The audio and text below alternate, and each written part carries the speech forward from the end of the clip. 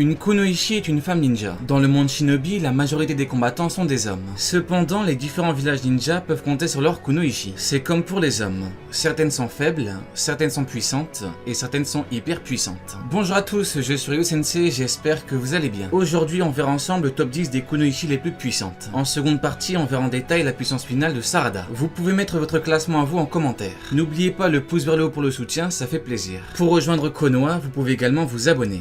On est toujours de plus en plus et c'est incroyable.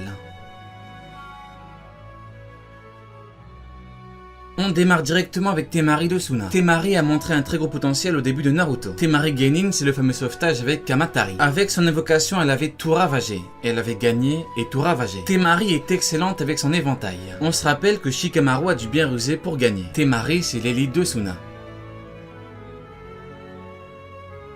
Kurena est une jonin de Konoha. Pour être jonin, il faut avoir un très bon niveau. Elle est souvent moquée à cause de ce que lui a fait Itachi. Il faut dire qu'elle est censée être une experte en genjutsu. La vérité, c'est que Kurena n'est pas trop faible. C'est Itachi qui est trop puissant. Maître de Shino, Hinata et Kiba, elle a toujours montré qu'elle était une bonne chef. Elle n'a pas une grande force brute, mais une très grande vitesse et un très bon niveau en taijutsu. Pakura est une kunoichi de Suna qui est connue pour le Shakuton. Son histoire est très triste parce qu'elle fut sacrifiée pour son village. Pakura représente bien le fait que le monde ninja est assez cruel. Le Shakuton est la combinaison du Katon et du Futon. Garijiwa a dit qu'il avait toujours voulu l'affronter. Le Bakuton contre le Shakuton. Ce fait prouve que Pakura était connu à travers le monde. Dans Naruto Gaiden, il a été dit qu'Hinata était l'élite des yogas. Il a été clairement dit qu'elle avait surpassé ses illustres ancêtres. La petite Hinata a bien grandi. Byakugan est technique au corps à corps. Ieyashi a dit qu'elle était assez forte pour protéger Neji. Naruto a clairement vanté la force d'Hinata, cette grande yoga. Kurotsuchi est la 4ème Tsuchikage d'Iwa. Elle a succédé à Onoki qui est une véritable légende. Rien que de par son poste, Kurotsuchi a un très bon niveau. On ne devient pas Tsuchikage comme ça. Son niveau est inférieur aux anciens, mais elle n'est pas non plus hyper faible. Elle assume son rôle de Kage et c'est le plus important. Kurotsuchi maîtrise parfaitement le Katon, le Doton et le Suton, et elle maîtrise parfaitement le Yoton avec une combinaison. Konan est la seule femme de l'Akatsuki. Pour être un membre, il faut de base être très puissant. Là, ce qu'il faut savoir, c'est que Konan n'est pas la plus faible. Ce n'est pas la plus faible de l'Akatsuki. En fait, elle a même un énorme niveau. Il faut dire qu'elle fut entraînée par le grand Jiraiya. Elle utilise la puissance du papier. Le plus fort, c'est qu'elle combine ses techniques avec des parchemins explosifs. Un seul parchemin peut faire exploser une jambe, un bras, une tête ou encore un torse. Konan a réussi l'impensable, mettre en galère Obito. Il faut se dire qu'elle a failli lui ôter la vie à 2 reprises. On ne s'en rend pas forcément compte, mais c'est incroyable. Obito a dû utiliser l'Izanagi. Shio est une légende de Suna. Grand-mère de Sasori, elle lui a appris l'art des marionnettes. Elle nous a montré son grand niveau durant son combat contre lui. Avec les marionnettes de Manzemon Shikamatsu, Shio a un très gros niveau. Durant le 4ème conflit shinobi, elle a mis l'alliance en galère.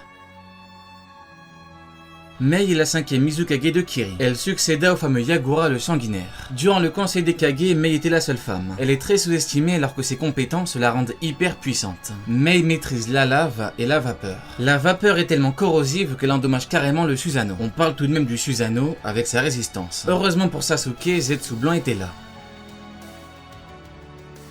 Tsunade est la 5ème Hokage de Konoha. Sannin légendaire, elle est connue à travers le monde. Tsunade est connue pour son immense force brute et pour sa médecine. Elle avait entre autres l'ultime ninjutsu médical. Si elle est devenue Hokage, ce n'est pas pour rien. Son niveau global est magistral.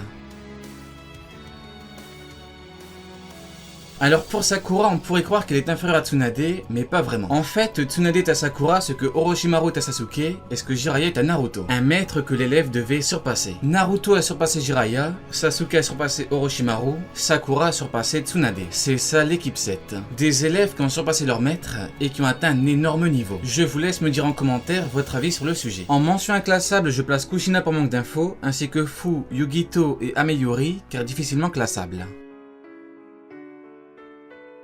Et enfin Kaguya Otsutsuki. Alors en fait, Kaguya n'est techniquement pas une kunoichi. Par contre, Kaguya est la génitrice du chakra. C'est donc grâce à elle que les kunoichi peuvent combattre comme elles combattent. Donc ça dépend si vous considérez que l'on peut classer Kaguya ou pas. Rien que de par le fait que c'est une Otsutsuki, Kaguya est monstrueuse. Elle a des techniques surpuissantes. Elle peut se téléporter l'ennemi et mettre un KO direct. Mère de Hagoromo et de Hamura, Kaguya a un niveau phénoménal.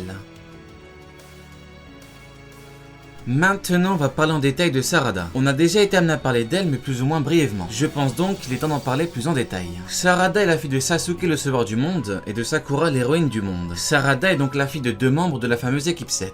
Sarada est l'une des protagonistes de Boruto. Elle est dans le trio avec Mitsuki et Boruto. Elle ne va pas tarder à évoluer de façon significative en termes de niveau. En fait, il faut qu'elle atteigne un énorme niveau, et c'est pour une chose. Il ne faut pas qu'elle soit trop loin de Boruto. Ce qu'il faut savoir, c'est que sa future puissance sera énorme. Tout le monde sait que Boruto aura un niveau tout bonnement phénoménal. Et bien pour Sarada, c'est pareil. Son niveau sera tout bonnement phénoménal. Elle a un énorme potentiel évolutif, et c'est vraiment un très gros plus. Le Sharingan, disons simple, a totalement été déclassé par d'autres pupilles. Il faut être conscient de cette chose. Par contre, il faut que l'évolution soit constante, et ça passe par les 3 Tomoe. Sarada n'est pas encore surpuissante, c'est un fait, mais c'est normal. L'équipe 7 nouvelle génération est très jeune, et les menaces sont extrêmes. On parle tout de même d'Otsutsuki. Autre question, l'évolution de Sarada sera-t-elle énorme et ce rapidement? Eh bien en fait, tout comme dans Naruto, l'évolution sera constante et peut être rapide, mais il arrivera un moment où le power-up sera colossal. Après les 3 Tomoe, l'étape suivante c'est le Mangekyo Sharingan. La problématique est la suivante. Pourra-t-elle réaliser des exploits juste avec le Mangekyo? Entre guillemets. On serait tenté de dire non, mais c'est plus compliqué que ça. En fait, la réponse est oui, parce que Sarada Mangekyo c'est pas n'importe quoi. Sasuke Mangekyo a fait un carnage au conseil des Kage. Il n'a battu aucun Kage, mais c'est logique.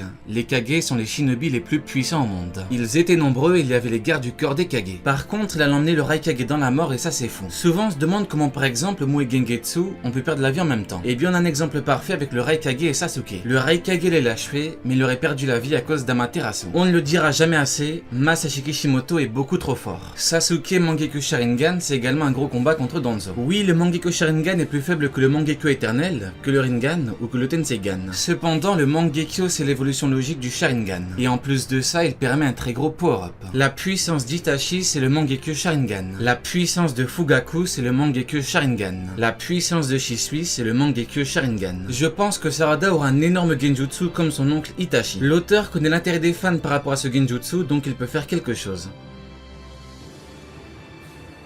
Dans ma vidéo Naruto Modern Myth contre Sasuke Mangekyo, je parlais de force brute. Je disais qu'avec son Susanoo, Sasuke avait une très grande force brute. Maintenant, laissez-moi vous dire une chose. Sarada et son Susanoo auront une énorme force brute. En fait, Sarada c'est la fille de Sasuke et de Sakura. Ce qui caractérise Sakura, c'est la force brute. Le mélange sera donc extrême. Sarada sera donc hyper forte au corps à corps, et son Susanoo sera également hyper fort. Sarada sera une Uchiwa avec une force brute de base qui sera phénoménale. Autre chose, là où Boruto est fasciné par Sasuke, Sarada est fascinée par Naruto. Je pense donc qu'elle peut utiliser la puissance du Futon tout comme Naruto. On l'a déjà vu ensemble, les Uchiwa sont très liés au Shintoïsme. Je pense donc qu'une grosse technique de Sarada et ou de son Susanoo pourrait se nommer Kamikaze, vent divin. Le Susanoo de Sarada la rendra déjà hyper puissante. Par contre, il y a un problème. La forte utilisation du Mangekyo mène à une cécité. Une cécité qui est une perte de vue totale. J'ai donc 2 solutions pour pallier à ce problème. Tout d'abord, les yeux de son père Sasuke. Quand Tobi a implanté les yeux d'Itachi à Sasuke, on ne sait pas ce que sont devenus les yeux de Sasuke. Tobi les a-t-il jetés?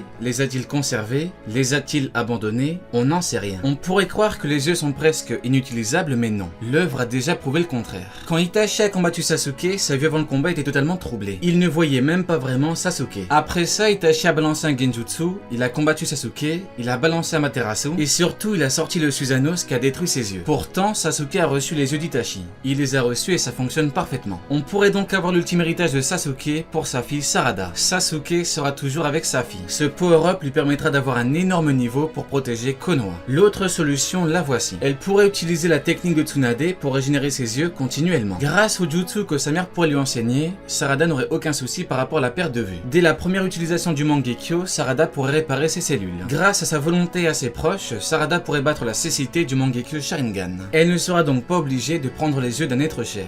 Elle trouvera une autre solution pour éveiller le Mangekyo Sharingan éternel.